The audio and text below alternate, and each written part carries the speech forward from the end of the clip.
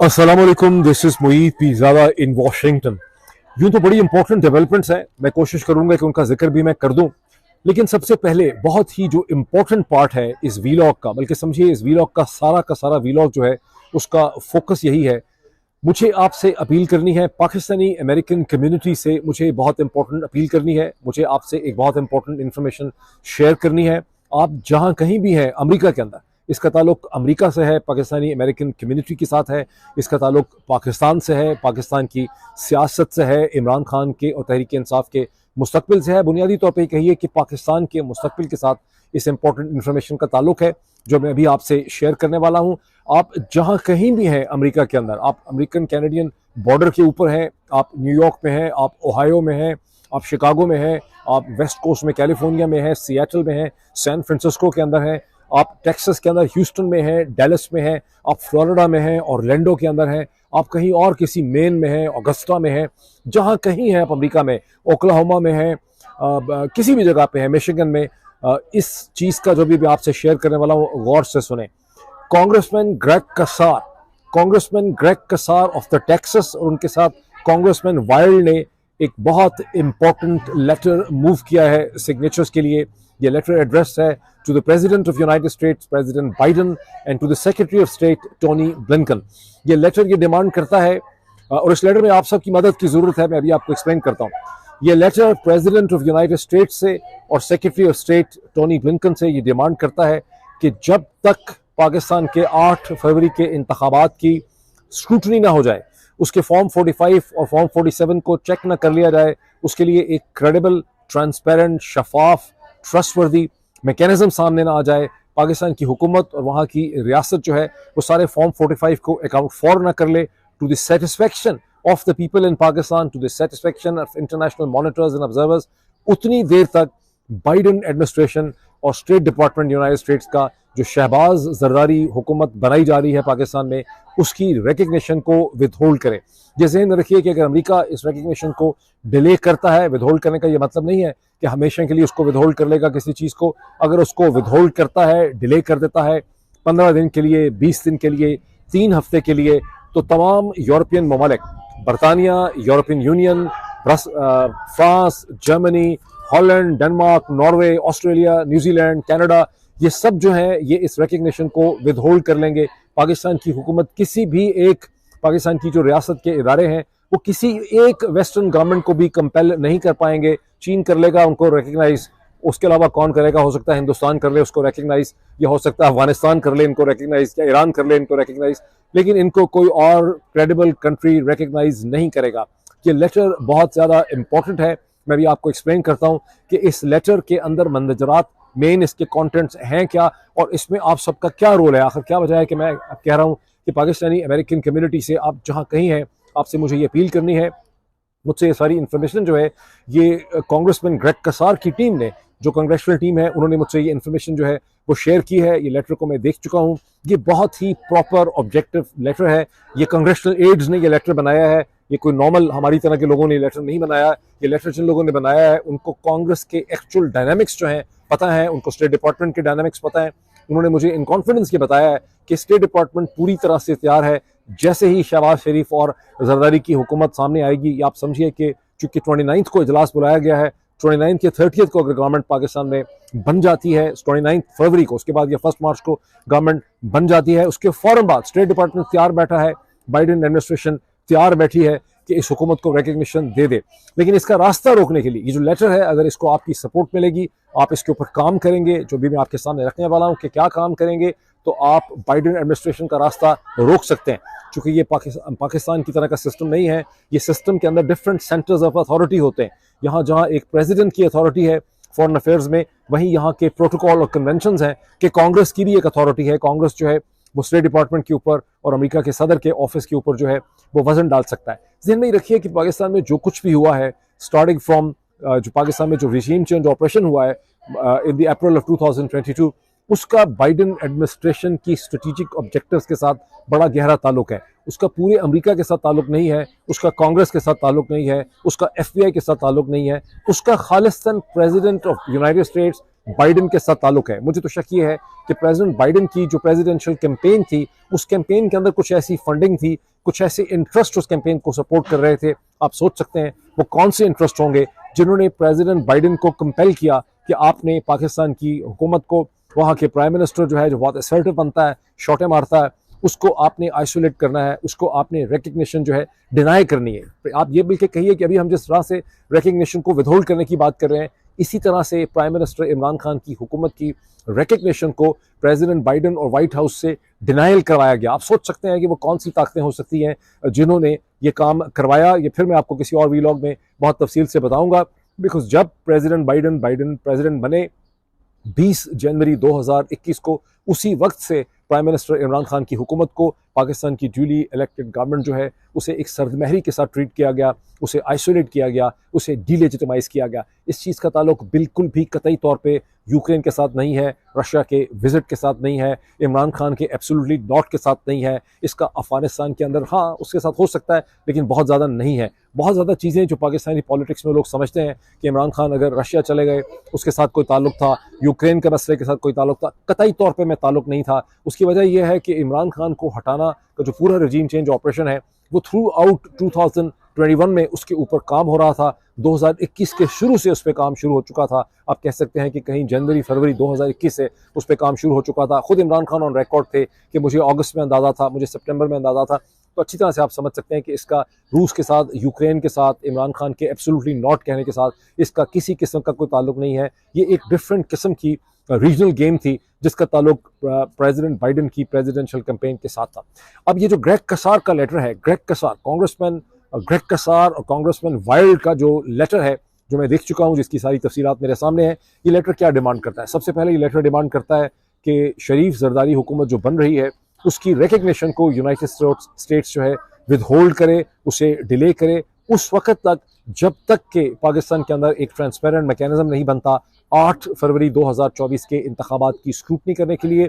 एक ऐसा मैकेनिज्म जो देख सके कि फॉर्म 45 सारे के सारे अकाउंट फॉर हों और उसके बाद फॉर्म 47 सही बन सकें और वो एक इंटरनेशनल स्टैंडर्ड पे उसकी स्क्रूटनी हो सके। जब तक ऐसी स्क्रूटनी नहीं होती, जब तक गवर्नमेंट ऑफ पाकिस्तान जो है वो एक ट्रांसपेरेंट मैकेनिज्म एस्टैब्लिश नहीं करती, दुनिया के साथ साफ नहीं आती, सही रिजल्ट्स को डिटरमिन नहीं करती, अमेरिका पाकिस्तान की रिकग्निशन को विदहोल्ड करे। और मैंने आपको पहले एक्सप्लेन किया है कि अगर अमेरिका की बाइडेन एडमिनिस्ट्रेशन रुक जाती है, 15 दिन भी रुक जाती है, बरतानिया, Australia, New Zealand, Canada, France, Germany, Denmark, Norway, Sweden, Spain, Italy, कोई भी मुल्क जो है यूरोप का वो रिकग्निशन नहीं करेगा। और जब ये नहीं करेंगे तो आप देखेंगे कि दुनिया के अक्सर ममालिक नहीं करेंगे। चीन हो सकता है अकेला कर ले रिकग्निशन, हो सकता है हिंदुस्तान रिकग्निशन कर ले, हो सकता है ईरान रिकग्निशन कर ले, हो सकता है, और मुझे पूरा यकीन है कि अगर अमेरिका ने रिकग्निशन विद होल्ड कर ली तो Saudi Arab, UAE, Qatar, Oman, Bahrain, Egypt, इनमें से कोई भी रिकग्निशन नहीं करेगा, कोई भी नई हुकूमत को वेलकम नहीं करेगा। So it is that important letter. ये लेटर की दूसरी डिमांड ये है, बहुत डिटेल लेटर है, और ये आप माइंड में रखिए कि ये लेटर कोई पाकिस्तानियों ने नहीं लिखा, ये लेटर अमेरिकन कांग्रेशनल एड्स ने खुद ड्राफ्ट किया है जो इस कैंपेन का इस वक्त हिस्सा है। और दूसरा इसका इंपॉर्टेंट, और भी बहुत बड़ी पाकिस्तानी जो कम्युनिटी है अमेरिका की, उसको इस लेटर के बारे में ठीक तरह से पता ही नहीं है। इसीलिए मैं इतने एक्साइटमेंट से इस चीज़ को आपके साथ शेयर कर रहा हूँ और आपके सामने ये रिक्वेस्ट और ये अपील लेकर मैं आ रहा हूँ। इसकी दूसरी डिमांड यह है कि पाकिस्तान में फिल 4 जितने पॉलिटिकल प्रेजेंस हैं जिनको मई 9 की किसी और चीज़ के ऊपर गिरफ्तार किया गया है, उनको फौरी तौर पे रिहा किया जाए। ये लेटर तीसरी चीज़ ये कहता है कि बाइडन एडमिनिस्ट्रेशन को, पाकिस्तान की गवर्नमेंट को ये बाबर करवाना है, उनको ये बताना है कि वो तमाम ऑफिशियल जो इलेक्शन की रिगिंग में, प्री इलेक्शन रिगिंग में, इलेक्शन की रिगिंग में और उसके बाद की मैनेजमेंट और रिगिंग में शामिल हैं, उन्हें अमेरिका सैंक्शन कर सकता है। ये 3 इसकी बेसिक डिमांड्स हैं। उसके बाद इस लेटर के अंदर बहुत ज़्यादा डिटेल दी गई है। इस लेटर में बताया गया है कि इलेक्शन पाकिस्तान में किस तरह का हुआ, उसमें बताया गया है कि किस तरह जो सबसे बड़ी सियासी जमात है उसका एक साजिश करके उसका जो इलेक्टोरल निशान है वो छीन लिया गया। उस पार्टी के जो मेंबरान हैं उनको ये मजबूर किया गया कि वो एक इंडिपेंडेंट कैंडिडेट्स की हैसियत से इलेक्शन लड़ें, जिसकी वजह से उनके लिए इलेक्शन लड़ना बहुत मुश्किल था और इलेक्शन के बाद भी पार्टी बनाना और अपने आप की रिजर्व सीट्स क्लेम करना जो है उनके लिए कितना मुश्किल है। ये एक पॉइंट है। दूसरा पॉइंट ये है कि किस तरह से सैकड़ों हज़ारों गिरफ्तारियाँ की गई, तमाम टॉप एंड सेकेंडरी लीडरशिप जो है उसे गिरफ्तार किया गया, उसे हरासा किया गया। ये तमाम एग्जाम्पल्स दी जा रही हैं प्री पोल रिगिंग के हवाले से।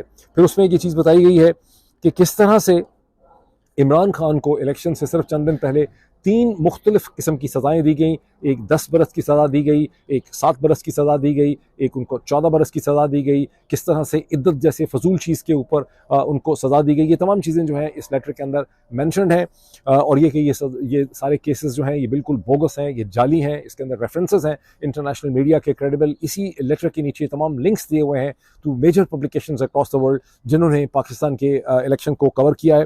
फिर ये लेटर ये कहता है कि इलेक्शन के दिन कैसे मोबाइल फ़ोन और डाटा जो है उसको बंद कर दिया गया ताकि लोगों को इलेक्शन के प्रोसेस में अपने पोलिंग स्टेशंस को आइडेंटिफाई करने में, अपना डाटा सर्च करने के अंदर उनको बहुत ज़्यादा दिक्कत हो और दुश्वारी हो। और फिर उसके बाद ये तमाम चीज़ें जब नाकाम हो गई और पाकिस्तान के लोगों ने अपनी नाकाबिल शिकस्त जो उनकी स्पिरिट थी, उनकी जो रूह थी, उसके बावजूद, यानी ये सारे सिस्टम की तमाम तर जो घिनौनी कार्रवाइयाँ हैं, इसके बावजूद जब लोग निकल आए और उन्होंने वोट डाला तो कैसे फॉर्म 45 के जो रिजल्ट थे उन्हें मानने से इनकार कर दिया गया। रातों रात अगले 48 घंटे के अंदर इलेक्शन के जो रिजल्ट थे उन्हें तब्दील कर दिया गया और जीती हुई जमात जो है उसको एक हारी हुई पार्टी के अंदर कन्वर्ट कर दिया। और अब कैसे जो हुकूमत पाकिस्तान के अंदर बनाई जा रही है, जो पाकिस्तानी मिलिट्री जिसको बना रही है, ये एक हैंड पिक्ड डमी गवर्नमेंट होगी जिसकी कोई कानूनी, कॉन्स्टिट्यूशनल, मॉरल और पॉलिटिकल हकीकत नहीं है। दर हकीकत पाकिस्तान की मिलिट्री के जो जर्नल हैं वो अपनी मर्जी की एक हुकूमत जो है वो बनाना चाह रहे हैं। तो ये वो इम्पोर्टेंट लेटर है जो इस वक्त अब सर्कुलेट कर रहा है। अब क्वेश्चन आपके जहन में पैदा होता होगा कि मैंने सारी डिटेल्स तो आपसे शेयर कर ली, इसमें आपका क्या रोल है? आपका हर पाकिस्तानी अमेरिकन का जो यहाँ पर मौजूद है, रेजिडेंट है या सिटीज़न है, कई बलों से यहाँ पे है, आप कहीं काम करते हैं, आप डॉक्टर हो, फिजिशियन हो, सर्जन हो, बिजनेसमैन हो, एंटरप्रेन्योर हो, किसी ऑफिस में काम करते हो, आप बैंकर हैं, आप छोटे शहर में रहते हैं या बड़े शहर में रहते हैं, ग्रोसरी स्टोर के अंदर काम करते हैं, आपने एक काम करना है, आपने फाइंड आउट करना है कि आपका लोकल रिप्रेजेंटेटिव, अब मैं आपको बता दूं कि 100 सेनेटर हैं अमेरिका के अंदर और 435 का यहाँ पे हाउस है जिसको हाउस ऑफ रिप्रेजेंटेटिव्स कहते हैं और उर्फ़े आम में दोनों के लिए यही टर्म कांग्रेस में इस्तेमाल होती है। दोनों को ऐड कर लें, 100 सेनेटर, 435 रिप्रेजेंटेटिव, 535 का ये कांग्रेस का हाउस है। इनमें से आप में से बहुत से लोग हैं जिनका इनके साथ ताल्लुक़ है। आप अपने इलाके के जो सेनेटर है उसको जानते हैं, आप अपने इलाके के कांग्रेसमैन को, वहाँ के रिप्रेजेंटेटिव को जानते हैं, जैसे ग्रेग कसार जो हैं वो टेक्सास के रिप्रेजेंटेटिव हैं।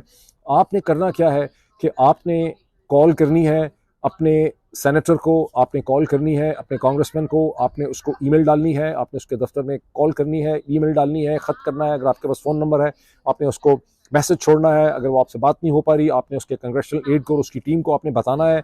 छोटा सा आपने एक पैराग्राफ का टेक्स्ट मैसेज लिखना है या लेटर लिखना है और ये काम आपने अभी से, जैसे ही ये मेरी वीडियो ख़त्म होती है, आपने काम शुरू कर देना है, बिकॉज आपके पास लिटरली 2-2.5 दिन है इस पूरे प्रोसेस को कामयाब बनाने के लिए। सिग्नेचर चाहिए ग्रेग कसार को 100, अगर 100 सिग्नेचर मिल जाते हैं तो आप समझें कि काम तमाम हो जाएगा। अगर 100 सिग्नेचर का एक लेटर प्रेसिडेंट बाइडेन और सेनेटर और टोनी ब्लिंकन के ऑफिस में लैंड करता है, उनके लिए तकरीबन नामुमकिन हो जाएगा। बावजूद इसके कि स्टेट डिपार्टमेंट तुला हुआ है, उनको बाइडेन एडमिनिस्ट्रेशन की पूरी हिदायत हैं कि जैसे ही शहबाज हुकूमत वहाँ पे बनती है उसको इन्होंने रिकग्निशन दे देनी है। उसके बाद आप इसके खिलाफ लाख मुजाहरे करते रहें, प्रोटेस्ट करते रहें, शोर मचाते रहें, अखबारों में इदारे लिखते रहें, कोई फ़र्क नहीं पड़ेगा। बिकॉज जैसे ही अमेरिका इस हुकूमत को रिकग्नाइज़ करेगा, बरतानिया, कनाडा, ऑस्ट्रेलिया, न्यूजीलैंड, सभी जो है Denmark, Holland, Germany, France, Spain, Italy, सभी इसको रिकग्नाइज़ कर लेंगे। तो लेकिन अगर ये रिकग्निशन नहीं मिलती है, 29 तारीख को नहीं मिलती है, 30 तारीख को नहीं मिलती है, तो कोई भी आप देखेंगे कि की कंट्री जो है वो दुनिया में रिकग्निशन नहीं करेगा, सब सोच में पड़ जाएंगे, रुक जाएंगे। तो ये जो मूव मैं आपके सामने बता रहा हूँ इसकी इतनी स्ट्रेटेजिक इंपॉर्टेंस है। आप ये समझिए कि गुज़िश्ता 2 बरस के अंदर यहाँ पर पाकिस्तानी अमेरिकन कम्युनिटी ने जो कुछ भी किया ये उसका फाइनल एंड कल्मिनेशन पॉइंट है। ये इस तरह की कोई स्ट्रेटेजिक मूव कभी अमेरिका में हुई ही नहीं है पाकिस्तान के हवाले से। ये अब तक की सबसे इम्पोर्टेंट स्ट्रेटेजिक मूव है। अब आपने इसमें क्या करना है कि आपने, मैं फिर बता रहा हूँ कि आपने फौरी तौर पे आइडेंटिफाई करें। आप जानते होंगे कि आपके मेंबर कांग्रेस कौन से हैं, आपके इलाके का सेनेटर कौन है, आपका रिप्रेजेंटेटिव कौन है, उसको फौरी तौर पे आपने ये मैसेज करना है कि मैं सच डॉक्टर XYZ हूँ, मैं फ़लाँ जगह पे रहता हूँ, मैं आपका सपोर्टर हूँ, मैंने आपको सपोर्ट किया था, मैंने आपकी कैंपेन फाइनेंस में भी आपको सपोर्ट किया था। पाकिस्तान के क्राइसिस के ऊपर आप उनको बताएं कि रिप्रेजेंटेटिव जो कांग्रेसमैन है Greg Kasar, GREGCASAR, Greg Kasar, मैं इसको बाद में एक सेकंड भी व्लॉग कर दूंगा जिसमें शायद मैं डिटेल्स वाला स्लाइड्स बना के आपके सामने रख दूं, लेकिन ज़रूरत नहीं है इस चीज़ की। आप सब पढ़े लिखे हैं, समझदार हैं, इस मुल्क में कोई भी ऐसा शख्स नहीं है जो मेरी बात को डिसाइफर न कर सकता, उसको समझ ना सकता हो।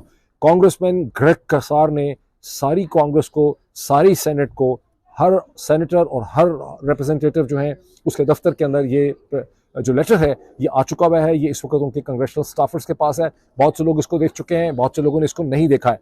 टाइम बड़ा कम है, आपने अभी फ़ोन उठाना है, आपने अभी पहुंचना है अपने सेनेटर के पास, अपने कांग्रेसमैन के पास, उसको कहना है कि हम ये चाहते हैं, अगर आपने पाकिस्तान में डेमोक्रेसी को सपोर्ट करना है, मैं आपका वोटर हूँ, मैं आपका सपोर्टर हूँ, मैं इस इलाके से हूँ, मेरा ये नाम है, मेरा ये एड्रेस है, मैं ये करता हूँ, जो भी आपने उसमें लिखना है। और आपसे ये रिक्वेस्ट है कि आप कांग्रेसमैन ग्रेग कसार की जो लेटर आया है उस लेटर को सपोर्ट करें। ये लेटर पाकिस्तान में डेमोक्रेसी के लिए है, ये पाकिस्तान के ख़िलाफ़ नहीं है, ये पाकिस्तान के लोगों के बिल्कुल फेवर में है। और ये आप सबको भी समझना ज़रूरी है कि इस लेटर का कोई भी चीज़ ऐसी नहीं है जिससे पाकिस्तान को कोई नुकसान पहुंचता हो, गुज़न पहुंचता हो। ये लेटर जो मूव किया गया है कांग्रेसमैन ग्रेग कसार की तरफ से, जिसको कि आपने सपोर्ट करना है, ये लेटर जो है ये खालिस्तन पाकिस्तान के लोगों के इंटरेस्ट में है, पाकिस्तान की रियासत के इंटरेस्ट में है, पाकिस्तान की जमहूरियत के इंटरेस्ट में है। ये वो बदनसीब मुल्क है जिसके ऊपर चंद ताकतों ने कब्जा किया हुआ है। उसके कई दफ़ा हम एक्सप्लेनेशन दे चुके हैं। तारीख की एक तारीखी की रात है, काली योग है पाकिस्तान की, डार्क एज है जिसमें पाकिस्तान को धक्का मारा जा रहा है और आपने अपना रोल प्ले करना है इसको इस धक्के से बचाने के लिए। तो ये बहुत इंपॉर्टेंट चीज़ है, अभी इस पर काम करना शुरू कर दें।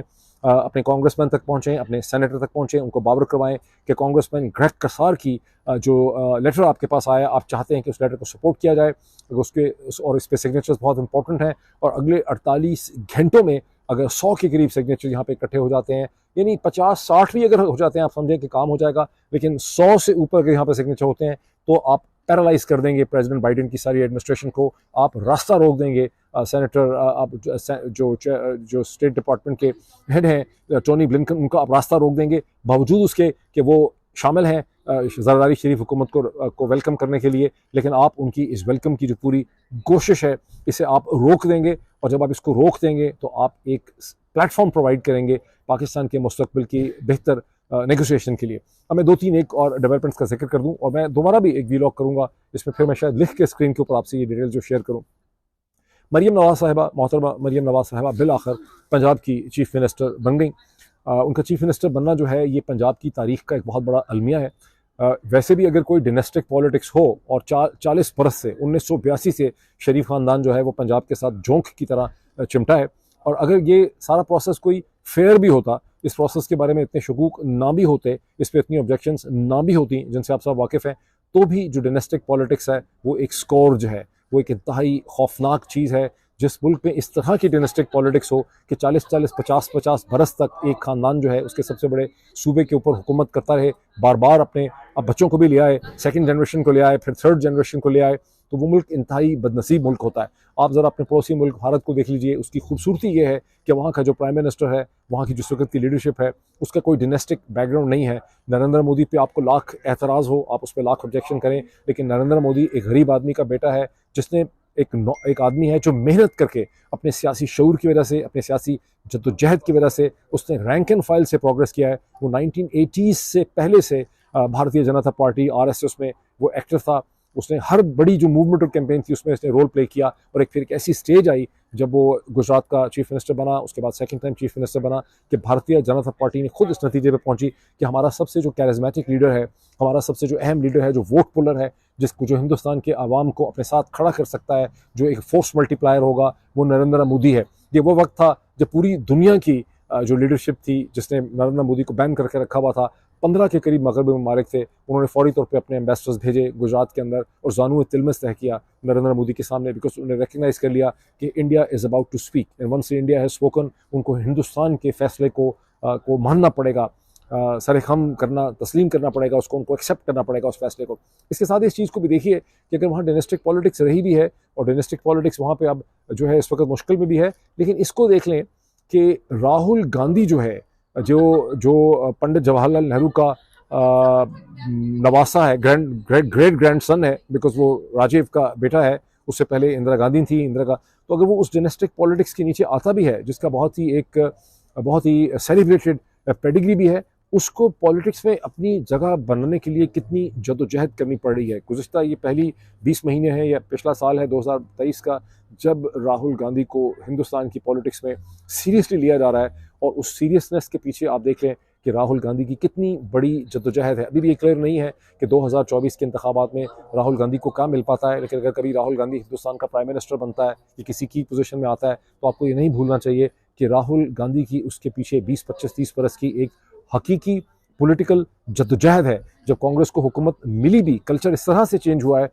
कि जब 2004 के अंदर कांग्रेस को हुकूमत मिली भी तो सोनिया गांधी प्राइम मिनिस्टर नहीं बन सकी। अपने किसी बेटे को, अपनी किसी बेटी को प्राइम मिनिस्टर या चीफ मिनिस्टर उन्होंने नहीं बनाया, बल्कि उनको एक बड़े ही कैपेबल कांग्रेस की लीडर को, जो पहले फाइनेंस मिनिस्टर रह चुके थे, जो हिंदुस्तान के फाइनेंशियल रेवोल्यूशन के आर्किटेक्ट और इंजीनियर जिनको समझा गया, जनाब मनमोहन सिंह, उनको उन्होंने वजीर आजम बनाया। और अगले 10 बरस तक मनमोहन सिंह जो हैं वो हिंदुस्तान के बहुत ज़बरदस्त किस्म के प्राइम मिनिस्टर जो हैं वो रहे हैं। तो ये हिंदुस्तान एक एंटी डायनेस्टिक डायरेक्शन के ऊपर जा चुका है। वहाँ पर अगर कल को प्रियंका या राहुल कोई पोजीशन लेते भी हैं तो वो एक जेन्युइन पॉलिटिकल स्ट्रगल के नतीजे में होगा। पाकिस्तान में मरीम नवाज़ की सारी की ना सिर्फ ये कि मरीम नवाज़ के अंदर कोई लीडरशिप नहीं है, मरीम नवाज़ को जो इम्पोज जिस तरीके से किया गया है पाकिस्तानी फ़ौज के ज़रिए, वो बज़ाते खुद एक बहुत ही दर्दनाक पहलू है। और इसने पाकिस्तानी फ़ौज की तमाम जो ट्रस्ट और क्रेडिबिलिटी थी पाकिस्तान के लोगों की नज़रों में, वो हमेशा के लिए ख़त्म कर दिया।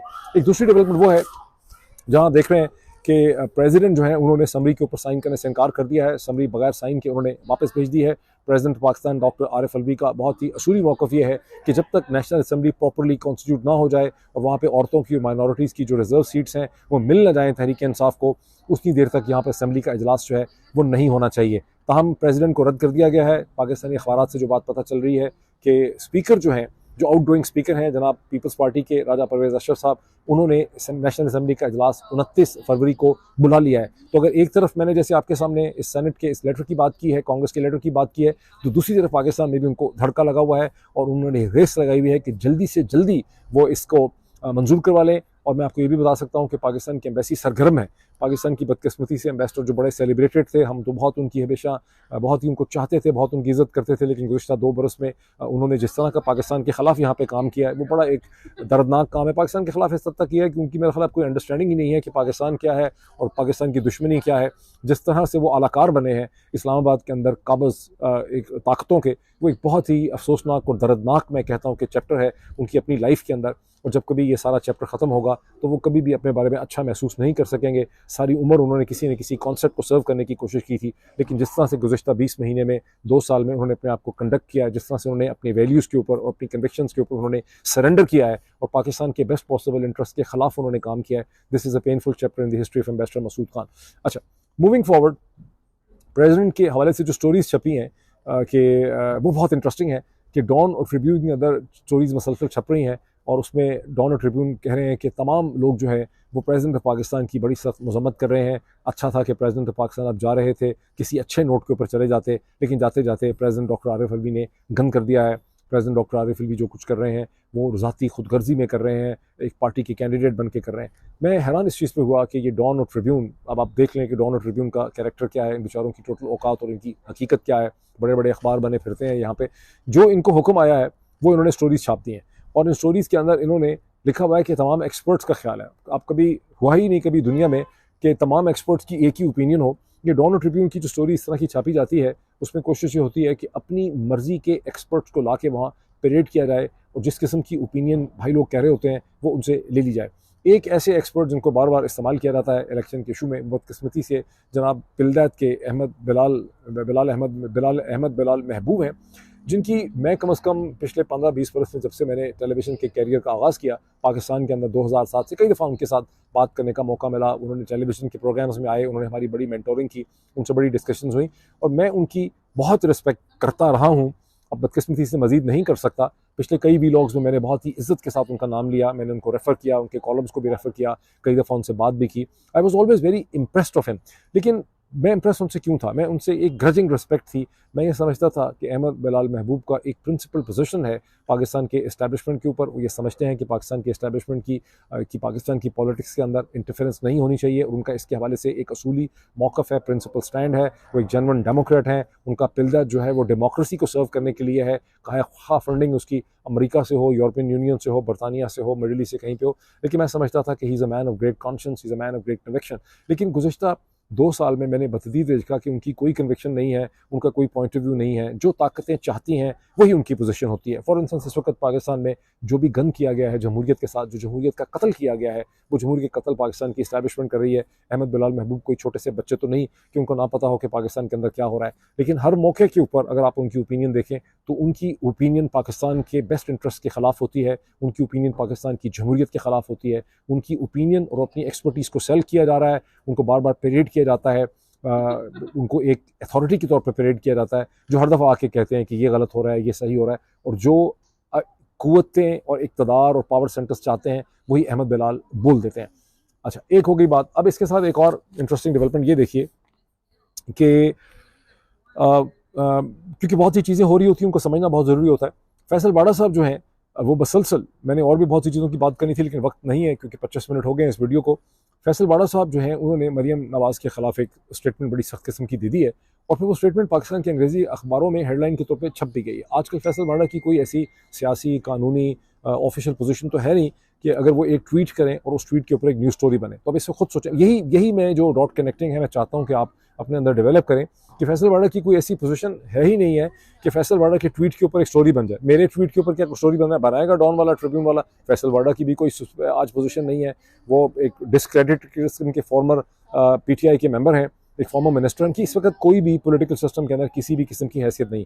फिर ये क्या वजह है कि फैसल बाड़ा ने अगर मरीम नवाज़ के खिलाफ एक ट्वीट किया और उनको शदीद तनकीद का निशाना बनाया तो फैसल बाड़ा के उस ट्वीट के ऊपर पाकिस्तान के अंग्रेजी अखबार में हेडलाइंस बन रही है कि जी फॉर्मर मिनिस्टर हैं, उन्होंने मरीम के बारे में ये कह दिया है। इससे आपको ये समझ आती है और आप ये जानते हैं कि फैसल बाड़ा की गुज़श्ता 24 महीने में किस किस्म की उनकी जो नेटवर्किंग है वो आपके सामने आई है, किन ताकतों के साथ वो खड़े हैं। इसका मतलब है इन ताकतों के इस वक्त इन ताकतों ने एक नया किस्म का खेल शुरू किया हुआ है और ये नई लीडरशिप, नए कैरेक्टर्स, नए किस्म की पोल्स जो है सिस्टम के अंदर पैदा करने की कोशिश यहाँ पे की जा रही है। इसी तनाज़ुर के अंदर हमें ये देखना भी पड़ेगा कि असद अली तूर को जो गिरफ्तार कर लिया गया आज के दिन में, उनकी वकील ईमान हाजिर ने कहा कि FIA ने उनको गिरफ्तार कर लिया। यहाँ पर भी चीज़ ठीक तरह से समझ नहीं आ रही।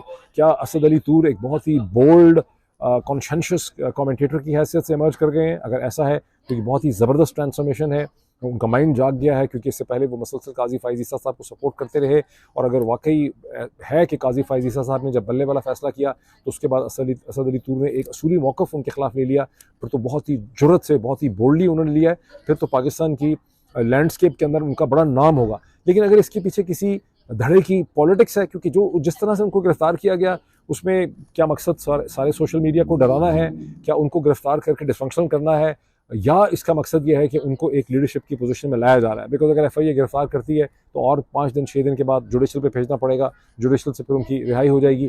केस बिल्कुल फिसडी है, बिल्कुल उसमें जान नहीं है। असद अली तूर ने कोई ऐसी चीज़ नहीं की। सुप्रीम कोर्ट के चीफ जस्टिस के फैसलों के खिलाफ बोलना जो है या उसको तनकीद का निशाना बनाना, ये बिल्कुल गैर कानूनी चीज़ नहीं है। तो असद अली तूर ने कोई भी गलत चीज़ नहीं की, लेकिन जो हाइपरबोल बनाई गई है वो बहुत ज़्यादा मुझे हैरानकुन लगती है। तो अल्लाह करे कि मैं गलत हूँ, मैं बिल्कुल गलत हूँ और असद अली तूर वाकई ही एक जाग गए हैं एक बहुत बड़े मर्द मुजाहिद की हैसियत से, और उन्होंने डिसाइड कर लिया कि मैं इस सिस्टम के खिलाफ पोजीशन लूँगा। लेकिन दूसरी साइड पे भी देखने की ज़रूरत है कि जो कुछ हो रहा है वो बहुत ज़्यादा अजीबोगरीब है।